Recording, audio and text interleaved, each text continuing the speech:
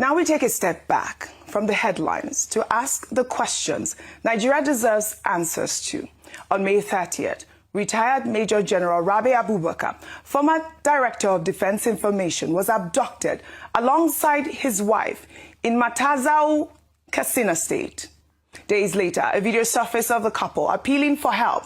And now, the news no one wanted to hear. General Abubakar is dead. 3 institutions have spoken. The Katsina state government says he died of natural causes, complications from diabetes and hypertension. Defense headquarters confirmed his death, describing him as a distinguished officer.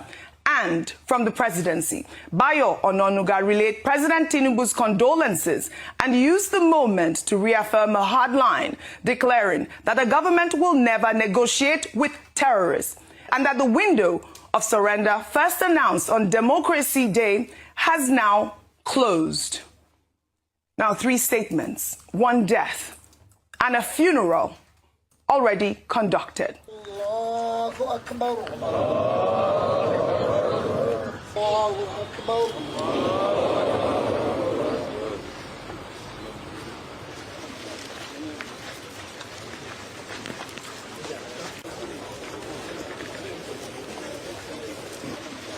Allahu Akbar.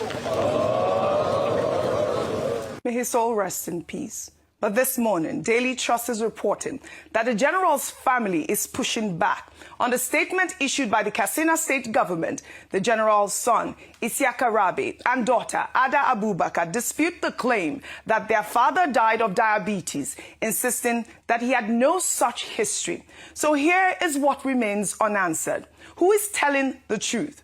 How was General Abubakar's body recovered from a terrorist enclave and buried within 24 hours? Who recovered it? And what was exchanged? General Abubakar's story is not the only one. 3 generals have now died in the hands of terrorists in November 2025.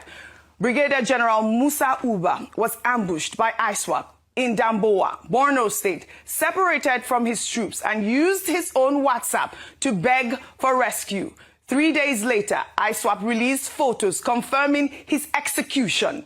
In April, Brigadier General Oseni Brahima was killed alongside 17 soldiers when ISWAP stormed 3 military formations in Benshek, Borno State. Now 3 generals, 3 different ends. 1 question. If officers of this rank can be captured, killed, and lost, what protection does an ordinary Nigerian have? Now, a resurfaced clip of General Abubakar from his days as Director of Defense Information is now going viral, where he spoke about military efforts to rescue Boko Haram hostages, including the Chibok girls, promising operations that prioritize the safety of captives. We are on course. Recently, we have rescued a lot of civilians from the terrorists, and I believe you must have read it on paper. Even last week alone, we rescued how many? About 300 plus children and women. And as long as we rescue this kind of thing, this kind of group of people, I will want to believe that rescuing Chibok girls is on side. Only that, we have to be extremely cautious. We have to be extremely careful, and we are planning towards making a rescue that will be not just to rescue them, but rescue them with their unharmed and with their life. Today, that very principle of careful intelligence-led rescue is the principle Nigerians say was never applied to save him.